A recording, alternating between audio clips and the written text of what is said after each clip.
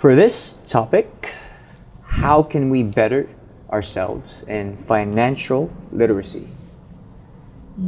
Should I set an example? Yeah, go ahead. Generational wealth. Obviously, high net worth, ultra high net worth, maybe 2, 3, 10 generations ago, they just keep stacking their wealth. We call it the ocean of wealth that keeps getting larger and larger per generation. So the next generation is always at a head start beyond the rest of the pack already. So I don't know how it is in Philippines, but in Hong Kong with a lot that I've met, normally they don't have anything, or they have little bits here and there, but they don't exactly know what their family has for them as well. Or they may have properties and they say it's an asset. Yes, it will grow in value, but not to offend again, it's being rented by relatives freely. Yeah. Not actually rent. Actually, they're just living in it. So it's not asset unless they're getting monthly income, right? So how do we improve that? Because a lot seem to work and work and work, and when they retire, they depend on their MPF. That's only 1 month savings a year. So if they work for 40 years, they're broke after 40 months. And there's, like I said again, nothing to pass on or something small to pass on. It doesn't grow. I haven't really heard of a multi-millionaire Filipino in Hong Kong. Or maybe there may be a few, but I haven't met. Maybe a tiny 1%, 2%. Even a business person that's very popular, that owns several branches here or runs big businesses, or even if not a business person, maybe a CEO of a company. No, I haven't heard. Like a big corporation. What I want. What can you think of, Mars? Honestly, pretty deep, right? yeah, I'm like, My brain's like, it's like we don't know how to start. because we ourselves are financially illiterate. Yeah, I think Not that's fully. the thing. No, Yeah. really, yeah. I think we're not educated with this because our parents didn't really educate us much about it. It's usually the thing that they would usually say is just save up, save up, save up. Don't use up a lot of money, instead of like, okay, this is what you can do with your money so it can grow. So Save it up in the bank. Yeah, just put it into the bank, and then let's see. Over time, it will grow, and then like after some certain amount of years, okay, you'll enjoy it once you're retired or whatever. But yeah, so yeah, we're just taking whatever. Pretty simple. Like inflation in US was terrible recently. Hong Kong, let's put it at a range of 3 to 3.5%. So 10 years, you're saving it in the bank. 3.5% times 10 is 35. So if you work for 40 years, the value of your money, whatever amount you have in the bank, drops 140% in value.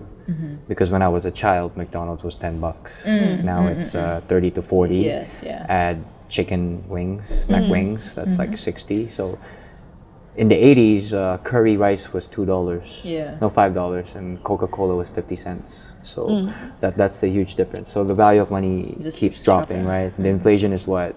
3 to 3.5, let's say. And the bank's return to you in your deposit account is 0.01%. And if you time deposit that and you have a small amount, you're barely getting anything. Like my mom last year was getting 10 cents a month with her time deposit. But we don't look into it because when our money's in the bank, it's safe. Yeah, but if you research about the fractional reserve banking system, every dollar you put gives them the right to put it up 10 times more to others. So which means they don't ever have enough cash flow, and they're always using your money anyway to make money out of it. But they don't give you back anything in return. But we trust the banks, so. like you're working in insurance, right? It's a wide scope. Insurance Okay, is just so- insurance, finance in general, right? Finance. Yeah. So for sure you have advice for other people because we're not sure much about being financial literate. Is that the right way? Yeah, Yeah. literacy, yeah. Yun. Yeah. So how would you It's give, like for example, us pretend we don't know much about dealing with our finance. How would you suggest? Yeah, because like us, you can tell we're just getting it like it was whatever what was passed on to us from our parents or their experience. We don't we don't really like do our own research, like Because we don't know what to research. yeah. Well, what I want every Filipino to look at, well, in Hong Kong, is just this. If they didn't have much and they have nothing to pass on to you, do you want the same thing next? No, then how? But not a lot are open to learn because everything, not everything, but almost everyone thinks everything's a scam. Right? Yeah. Right? And don't invest because it's risky. But let me tell you the risk here. If the whole world is a scheme, I call it a Ponzi scheme, right? Because the feds keep printing money, and the more they print money, they silently rob the value of the money in your banks anyway, right? That's why there's inflation.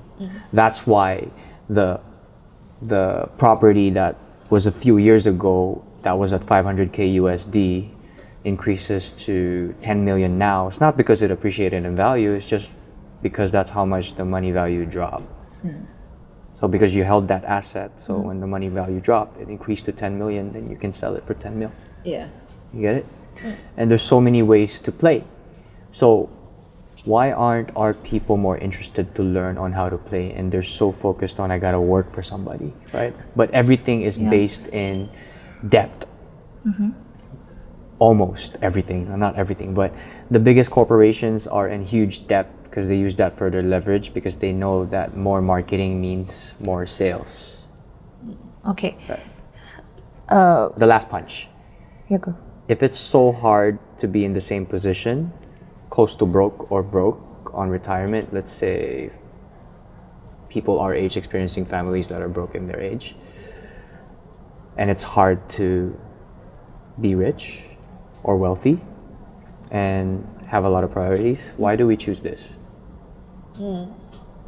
When all we have to do is learn, do the homework, find someone who's actually capable to learn, to give good advice. Not only me, there are people that are not Filipino, but they're millionaires. Why not approach them? Why not talk to them? Ask them about their investments. Right? Why are we so stuck in that circle of let's just work jobs we don't like and quit because I hate the management and then move to another job? But it's a cycle. And then I just pay bills, I get married, I have kids, but I'm not happy about my job, so I pass on the stress to the family. And the same thing just turns into a cycle. I'm not saying everyone, but probably a majority is like that.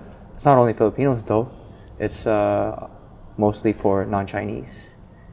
It's like we're creatures of habits and we're afraid of risks. But everything's a risk though. Yeah. If the banks are a risk and they play with your chips on the table, whether you like it or not, and they barely give you anything, why aren't we doing something about it? What if they ask you, what's the first step? What should I search? Or who do I talk to? Well, I'm one, of course. Okay, yes, you're one. And then And I'll give you books, or I will tell you research about Robert Kiyosaki if you want to understand about Rich Dad Poor property. Dad. So we'll ask you, read a book. And what do they search if they go Google?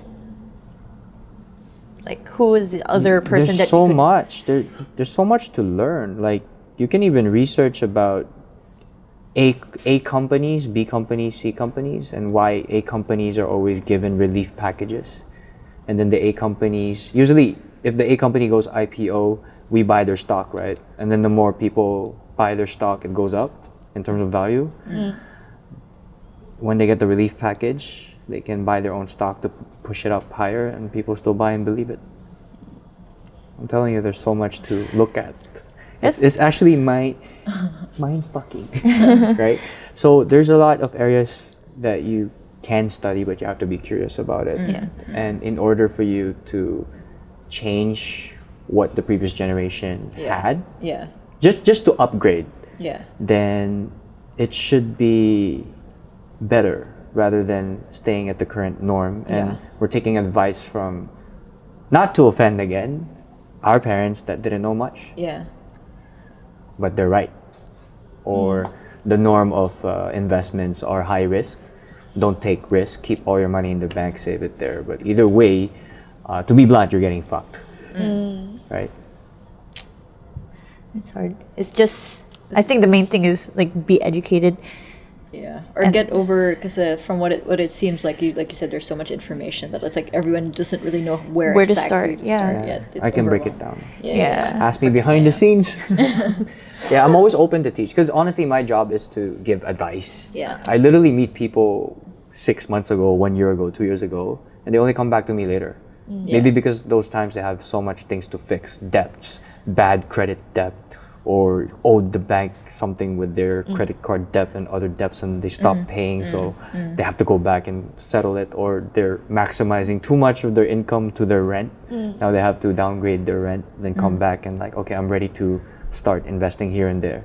So it really is a whole process of like reprogramming and rewiring, and I feel that has been terribly passed on to a lot that I know. And the hardest thing is, I don't want to meet you because you might sell me something. I'm not selling you anything. I already have the value. Do you need it? Because a lot of people need to at least know the knowledge. If you know the knowledge, you didn't take action, it's your fault. But the worst is you didn't even take the time to learn. Yeah. What's the first thing you tell them? Because they would say, like, oh, I don't know what to do. What do I start Do you with? want to start? That's it. If you want to start, then you're open to learn. I share you books, share you videos. You don't need to believe me. You can believe Robert Kiyosaki. You can believe Warren Buffett. So it's more on search things that how how they Be open. grow.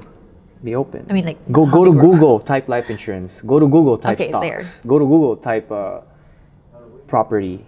How to premium finance it. You got 2 properties. Both of them valued 50 million. What if I told you you can take out 50% Okay. of the value and collateral it? Then you use that 50%, 7.5 million times 2 to buy another 3 properties and then rent it out. So now you have how many? 5? But then who's paying for your mortgage? The people renting it. While you're getting profit. And then a few years later, these 3 go up in value as well. Then you get 50% out. Then you buy 4 more. Then you have 9. Okay. I can't really say much because I didn't But you're really- getting it, right? It's a game. It's a Yeah, video yeah, game. yeah, But yeah. everyone's so like, I just have to work for this salary Yeah, because stuck. this is all I have. Yeah. This is what I'm good for. But what if I told you if you had an amazing idea and you spoke in a startup event and they loved it, they give you the first down of 10 million and you can start your company. And then if you're doing great 3 years later, the B seeding, whatever they call it, they give 20 million. And then you pass the 3rd round, they give you 50 million. But you're in debt, but you're running in the present. You're paying the debt bit by bit, but you're getting more value because Jeff Bezos, Amazon, was broke for a lot of years before they actually started making profit. But Jeff Bezos was so focused and persistent. This is my goal, right? And they kept getting loans. They kept getting investors. Anyway, any other comments or that's about it? So we just know that, I guess, to start, we just need to, like you said, be open-minded and be ready to learn. And And he gave examples. This is what you have to search. Oh, there's a lot more like Yeah, because it's easy to say like, oh, just search up, just go Google, but then what to search? Diba? just call me. Actually, text is fine. Startup. Yeah. All right, cool. So, ladies and gentlemen, Mars What na? and Kita Kits! it's getting better. Next episode will be a yes, little we'll be like better than this. Yeah. So more instead of him saying lively. N- Kinetic outcome. Our aim is to provide value, so if you like what you watched, make sure you hit that like button, leave a comment, and subscribe. I'm also a financial advisor based in Hong Kong, so feel free to check the description box for my details and email or DM. And if ever you need video and photography services, the phenomenal videos you're watching right now are filmed by 𝙁𝙁 Mendoza. Lastly, if you love hip-hop music, rap, R&B, singing, whichever that sounds amazing to your ears, because I always do a lot of experiments with it, feel free to drop by my channel at @SCF or Saint Crossfade. Appreciate you for being part of this episode and more to come. Till next time.